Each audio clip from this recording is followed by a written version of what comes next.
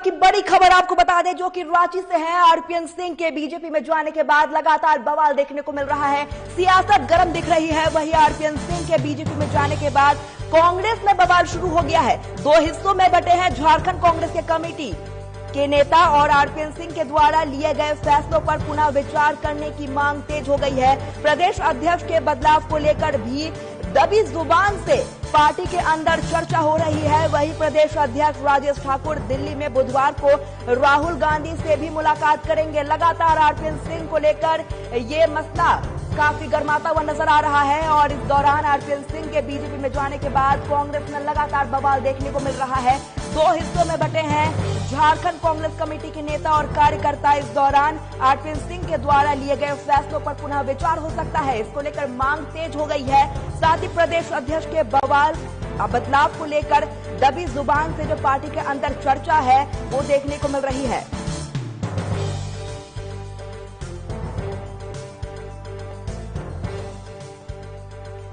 इसी खबर पर ज्यादा जानकारी के लिए हमारे साथ वरिष्ठ संवाददाता नवीन शर्मा जुड़ गए हैं। नवीन, मैं आपसे जानना चाहूंगी, जिस तरीके से आरपीएन सिंह के बीजेपी में जाने के बाद ये कांग्रेस में बवाल देखने को मिल रहा है और इसको लेकर पुनः विचार करने की भी मांग तेज हो रही है, क्या कुछ है? देखिए, अभी हाल ही में आरपीएन सिंह बीजेपी में शामिल हुआ, उसके बाद झारखंड कांग्रेस में कहीं न कहीं एक उथल-पुथल देखने को मिल रही है, क्योंकि वो झारखंड कांग्रेस के प्रभारी भी थे और ऐसे में अब कहीं न कहीं उनके समय जो टीम बनाई गई थी उसको लेकर के सवाल उठ रहे हैं। पार्टी जो है वो दो खेमे में बटी हुई दिख रही है। पार्टी के अंदर नेता कार्यकर्ता उनके जो पूर्व में जो फैसले लिए गए हैं उन फैसलों पर पुनर्विचार करने की मांग कर रही है। तो महत्वपूर्ण बात यह है कि उनके कार्यकाल में महत्वपूर्ण फैसले का सीधा संबंध जो है उत्तर प्रदेश अध्यक्ष राजेश ठाकुर को बनाया गया था, जिसको लेकर के कई सवाल उठे थे। अब कहीं न कहीं दबी जुबान से राजेश ठाकुर के जो पद है उसको लेकर के सवाल पार्टी के अंदर उठ रहे हैं। ऐसे में देखने वाली बात होगी कि क्या राष्ट्रीय स्तर से अब झारखंड कांग्रेस के अंदर जो ये प्रदेश अध्यक्ष का पद है इसमें किसी तरीके का बदलाव किया जा सकता है क्या, ये बड़ा सवाल है। लेकिन इन सब के बीच एक बात मैं आपको बता दूं कि कल ही मुख्यमंत्री माफ कीजिएगा प्रदेश अध्यक्ष राजेश ठाकुर दिल्ली पहुंचे थे और राहुल गांधी से उन्होंने मुलाकात की और जो अविनाश पांडे नए प्रभारी बने हैं झारखंड कांग्रेस के, उनसे भी उन्होंने मुलाकात की है। तो कहीं न कहीं राजेश ठाकुर की तरफ से एक मैसेज जरूर देने की कोशिश की गई है कि निश्चित तौर पे आरपीएन सिंह से संबंध जरूर अच्छे रहे हैं, लेकिन वो जब पार्टी में थे उस वक्त, लेकिन अब उनके लिए पार्टी ही महत्वपूर्ण है, व्यक्ति महत्वपूर्ण नहीं है। तो कहीं न कहीं उन्होंने मैसेज दिया, राहुल गांधी से मुलाकात की, झारखंड कांग्रेस में सब कुछ सही है, सब कुछ अच्छा है, ये मैसेज देने की भी कोशिश की है।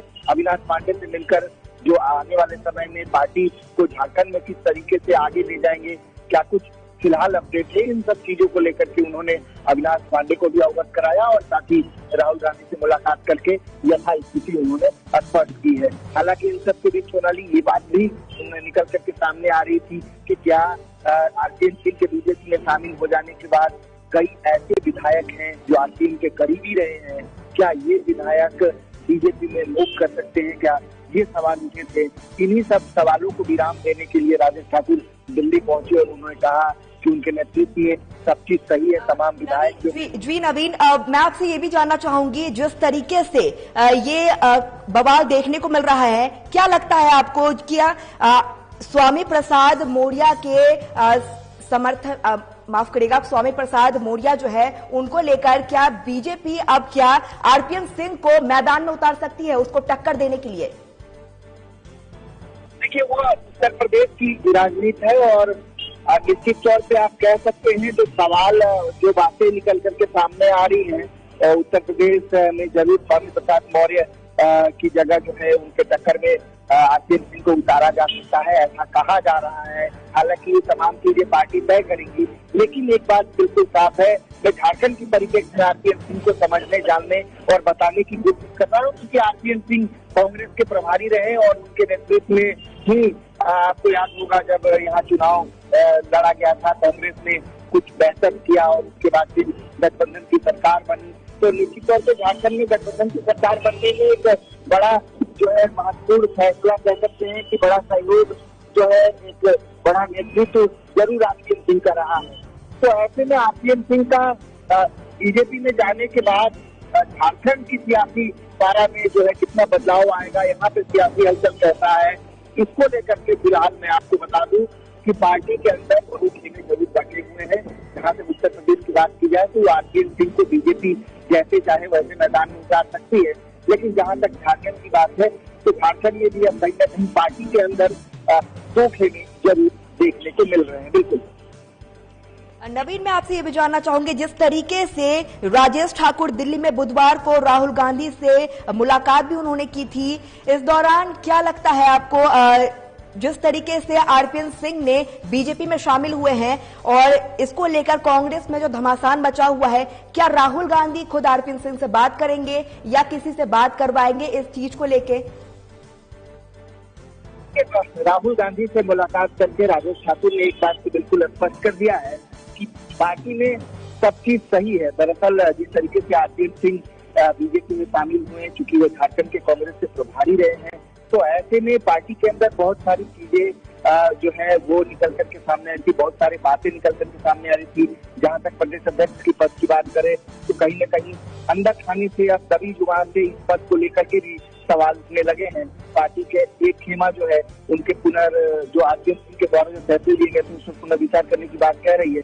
तो इन तमाम चीजों को विराम देने के लिए आप कह सकते हैं कि राजेश ठाकुर ने एक मैसेज दिया है, दिल्ली जाकर के राहुल गांधी से मुलाकात करके कहा है कि सब चीज ठीक है, उनके नेतृत्व में प्रदेश में कांग्रेस और मजबूत होगी। क्योंकि सवाल लगातार ये भी उठ रहे थे कि आरपीएन के कुछ ऐसे सहयोगी हैं जो वर्तमान में विधायक भी हैं और संभवतः वो बीजेपी की ओर मूव कर सकते हैं, अंदेशा था ही। तो इन सब चीजों पर उन्होंने विराम दिया है। पार्टी आप कह सकते हैं कि राहुल गांधी से मुलाकात करके और जो अविनाश पांडे जो अभी वर्तमान में प्रभारी बनाए गए हैं उनसे मुलाकात करके यहाँ की यथा स्थिति से उन्हें अवगत कराया है कि आरपीएन के जाने के बाद पार्टी की क्या स्थिति है और वर्तमान में जो है कांग्रेस में झारखंड में कांग्रेस की क्या स्थिति, तमाम चीजों को लेकर के अवगत कराया है। बिल्कुल, हालांकि ये देखने वाली बात होगी कि क्या आने वाले समय में अब जिस तरीके से आरपीएन सिंह पार्टी छोड़ के गए हैं, क्योंकि ये लगातार जो है बात निकल के इनके सामने आता रहा है कि आरपीएन सिंह का बड़ा महत्वपूर्ण योगदान रहा राजेश ठाकुर को प्रदेश अध्यक्ष बनाने में, क्योंकि उस समय बड़ा विवाद भी हुआ था इनके प्रदेश अध्यक्ष बनाने को लेकर के। तो क्या प्रदेश अध्यक्ष को लेकर के बदलाव हो सकता है, ये महत्वपूर्ण है, देखने वाली बात होगी। बिल्कुल नवीन, आपको रोकना चाहूंगी जी, हमारे साथ दीपक हमारे संवाददाता भी जुड़ गए हैं। दीपक, जिस तरीके से आरपीएन सिंह के बीजेपी में जाने के बाद कांग्रेस में बवाल की स्थिति देखने को मिल रही है, क्या लगता है प्रदेश अध्यक्ष के बदलाव को लेकर भी दबी जुबान से जो पार्टी के अंदर चर्चा हो रही है, क्या कुछ बदलाव हो सकता है?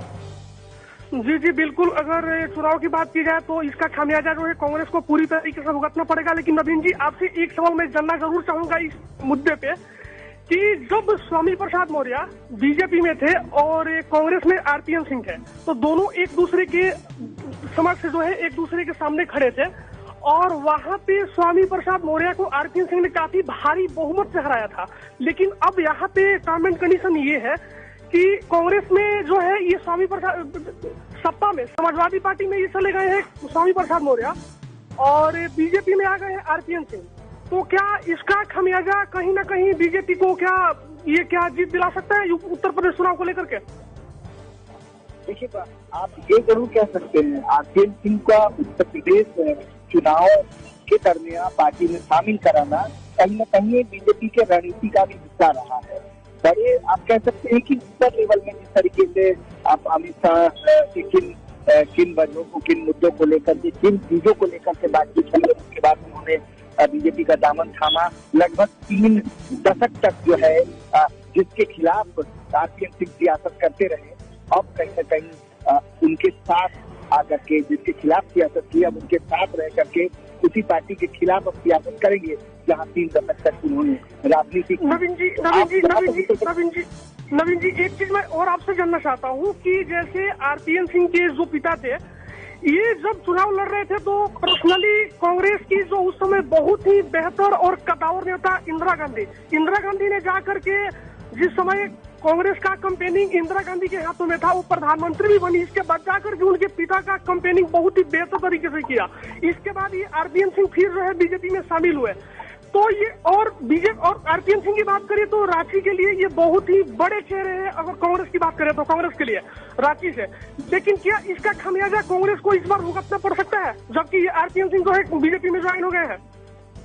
देखिए, निश्चित तौर पर कांग्रेस को इसका खामियाजा भुगतना पड़ेगा उत्तर प्रदेश चुनाव में, क्योंकि जहां तक आप आरपीएन सिंह को समझने या जानने की कोशिश करें तो आरपीएन सिंह कांग्रेस के थिंक टैंक जाने जाते रहे। ये उन नेताओं में शामिल थे जो कांग्रेस के थिंक टैंक थे, कांग्रेस के लिए सोचते हैं, उनकी विचारधाराओं को आगे बढ़ाते हैं, कांग्रेस को रिप्रेजेंट करते हैं। तो ऐसे में अगर ऐसे लीडर पार्टी छोड़ करके और बीजेपी में जाते हैं तो निश्चित तौर से उनका एक वोट बैंक है, उनसे जुड़े हुए लोग हैं, उनकी विचारधारा से जुड़े हुए लोग हैं, निश्चित तौर से पार्टी को रिप्रेजेंट करते हैं, लेकिन व्यक्तिगत प्रभाव भी है उनका।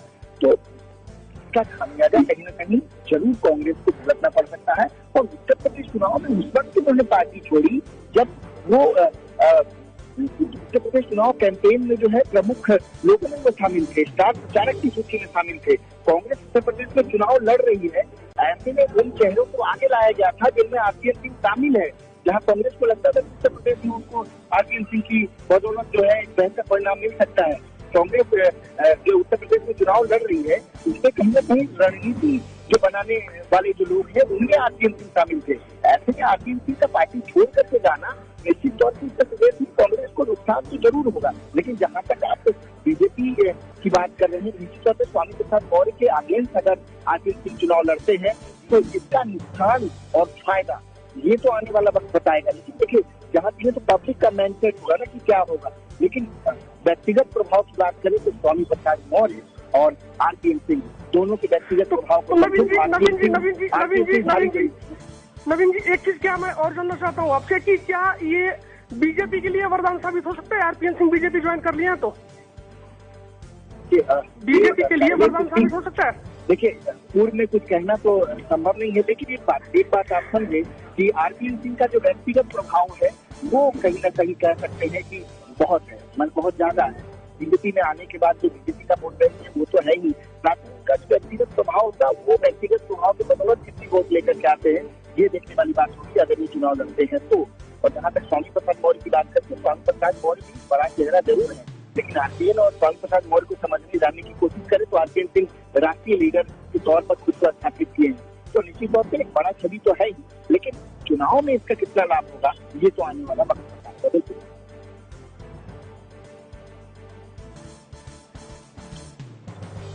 झारखंड में सरकार बनाने के लिए 10 विधायकों की कमी है, तो क्या ये आरपीएन सिंह के आने के बाद क्या बीजेपी सरकार अपनी बना पाएगी? इस पे कुछ बोलेंगे, बताइए, कुछ इसको बता सकते हैं?